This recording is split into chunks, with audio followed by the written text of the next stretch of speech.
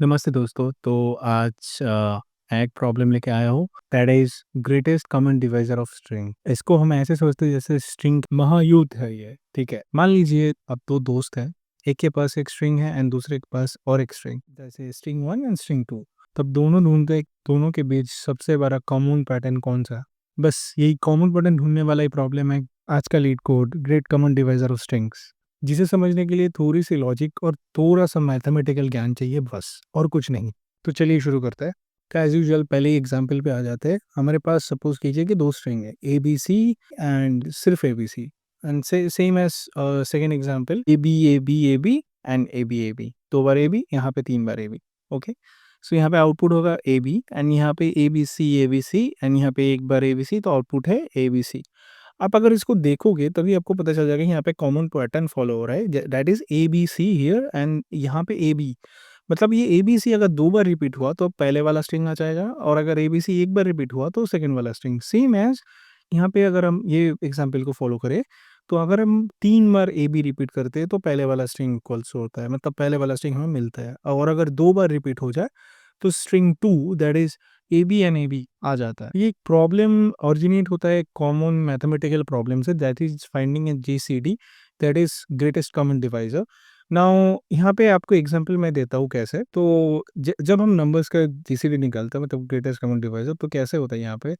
जैसे मान लीजिए आपके पास एक फंक्शन है दैट इज जीसीडी एंड यहाँ पे मेरे पास 2 नंबर्स है दैट इज क्या लूँ, जैसे कि एक 6 एंड एक 4। तो इनका अगर जीसीडी निकालते क्या हो, अगर हम यहाँ पे 2 ले ले, 2 से ये दोनों हम डिवाइड कर सकते हैं, जैसे 2 से 6 भी होता है, 2 से 4 भी होता है, तो इनका आंसर होगा 2 के। अभी यहाँ पे जीसीडी एक फंक्शन है जिससे होता है ये आंसर 2। इस पे हम बाद में आते हैं। तो पहले ये प्रॉब्लम सॉल्व करने के लिए फर्स्ट हमें जो चेक करना है, जैसे ये पैटर्न फॉलो हो रहा है कि नहीं हो रहा है। जैसे यहाँ पे एबीसी, एबीसी एंड यहाँ पे स्ट्रिंग के लिए एबीसी। तो हमें ये पहले चेक करना है कि ये 2 स्ट्रिंग अगर हम कॉन्कैटिनेट करें, मतलब दोनों को मिला दें, तो ये पैटर्न सेम फॉलो होता है कि नहीं होता है। तो इसके लिए हम फर्स्ट कंडीशन जो देख सकते हैं, मैं यहाँ पे ये सारे चीज़ को अभी के लिए रिमूव कर देता हूँ। तो मैंने यहाँ पे एक कंडीशन लिखा है, जो अब सिर्फ़ एक कंडीशन को आप समझिए, बात का सब भूल जाइए, सिर्फ़ कंडीशन को आप कॉन्सन्ट्रेट कीजिए। यहाँ पे जो कंडीशन है that is string 1 and string 2 plus equals to string 2 and string 1। मतलब हम दोनों स्ट्रिंग को मिलाते हैं और यहाँ इनका ये अगर इक्वल हुआ तभी हम आगे प्रोसीड करेंगे, नहीं तो रिटर्न दे देंगे नल, मतलब एम्प्टी स्ट्रिंग। और अगर ये दोनों का अगर पैटर्न, मतलब इन दोनों में अगर पैटर्न एग्जिस्ट करता है, then will come to next condition. तब उसके बाद हम अगर कॉमन पैटर्न एग्जिस्ट करता है then we come to the next line, that is ये है आपका आंसर। अगर दोनों स्ट्रिंग का कॉम्बिनेशन सेम है तो आंसर होगा दिस। फर्स्ट क्वेश्चन होगा कि यहाँ पे लेंथ कैसा आया, क्यों यूज़ करें हम लेंथ, str1 का लेंथ एंड str2 का लेंथ। आपको याद है मैंने एक एग्जांपल दिया था, दैट इज़ कि यहाँ पे 2 नंबर्स लेते हैं एंड उनका अगर डिवाइज़र निकाले दैट इज़ 2। तो यहाँ पे हम सेम ही अप्रोच फॉलो करेंगे। बेस्ड ऑन दिस अगर मैं इसी एग्जांपल से ये उठा लूँ, जैसे इसका लेंथ हुआ आपका 1 2 3 4 5 6 6 एंड इसका हुआ 3। तो अगर इसका मैं जीसीडी निकालूँ दैट विल बी 3। तो हमें क्या करना पड़ता है, पैटर्न फॉलो हो रहा है कि नहीं, इसके लिए हमें सिर्फ पहले का 3 नंबर यहाँ पे चेक करना पड़ता है, that is ABC and ABC. And यहाँ पे अगर मैं सेम यहाँ पे ले लूँ इस एग्जांपल के लिए, नेक्स्ट वाले एग्जांपल के लिए, and that is AB AB. इसको अगर हम ले लूँ तो इसका होगा 1 2 3 4 5 6 एंड यहाँ पे 6 एंड इसका होगा 1 2 4। तो अगर इसका मैं कॉमन डिवाइज़र निकालूँ दैट विल बी 2। सो इसके लिए हमें 2 कैरेक्टर को फॉलो करना होगा, that is A B. Am I clear? मैं फिर से एक बार ये ऊपर वाले के लिए लिख देता हूँ, आपको समझ आ जाएगा। एग्जाम्पल 1 दैट इज़ यहाँ पे 3 एंड 6, यहाँ पे होगा 3 एंड एग्जाम्पल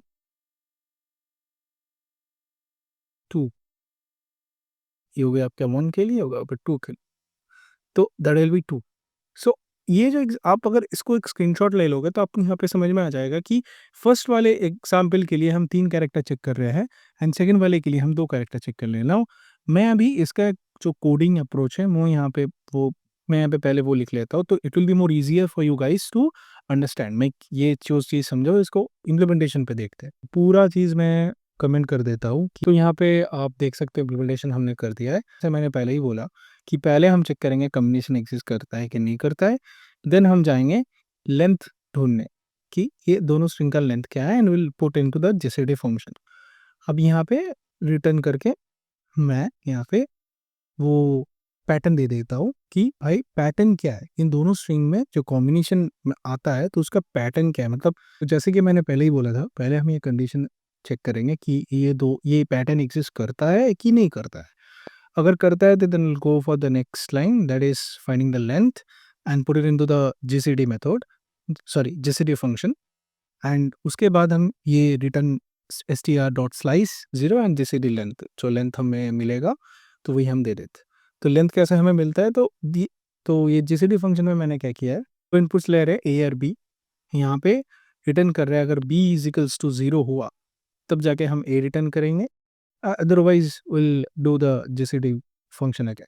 तो अगर हम इसे रन करते हैं तो टेस्ट केसेस ऑब्वियसली पास हो जाएंगे। जैसे कि आउटपुट यहाँ पे आप देख सकते हो कि पहले वाले के लिए दो जो इनपुट है यहाँ पे आउटपुट है A B C, test case 2 के लिए भी सेम। जैसे कि मैंने पहले ही बताया था आउटपुट जैसे है कि यहाँ पे 3 बार ए बी रिटर्न हुआ है और यहाँ पे 2 बार, तो ये ए बी पैटर्न है तो यहाँ पे आउटपुट है ए बी। एंड लास्ट वाले के लिए हमने एम्प्टी स्ट्रिंग रिटर्न किया है और लास्ट वाले के लिए हमने एम्प्टी स्ट्रिंग रिटर्न किया है क्योंकि यहाँ पे पैटर्न ही फॉलो नहीं हो रहा है। अगर यहाँ पे कॉम्बिनेशन आ ही नहीं रहा है ही नहीं कोई कॉमन कॉम्बिनेशन का एग्जिस्टेंस, तो obviously as our first condition यहाँ पे रिटर्न हम एम्प्टी स्ट्रिंग दे रहे हैं। इंटरव्यू टिप्स में आ जाता हूँ, पहले आप अपना अप्रोच पूरा समझाइए, फिर मैथ में जो जीसीडी वाली साइट है जो मैंने बताया उसको एक्सप्लेन कीजिए, देन एग्जाम्पल्स के साथ उसको ट्राई एंड करो and let the interview understand कि आपने ये रट के नहीं, आप चीज़ों को समझते हो एंड आपके पास और अंडरस्टैंडिंग है एंड आप एग्जाम्पल्स है उन्हें समझा रहे हो। तो ये प्रॉब्लम हमने सॉल्व कर लिया। अगर वीडियो हेल्पफुल लगे लाइक शेयर एंड सब्सक्राइब तो ज़रूर करना। ऐसे कोडिंग स्टोरीज के साथ मैं आता रहूँगा। चलिए मिलते हैं नेक्स्ट वीडियो में, तब तक के लिए हैप्पी कोडिंग एंड बाय।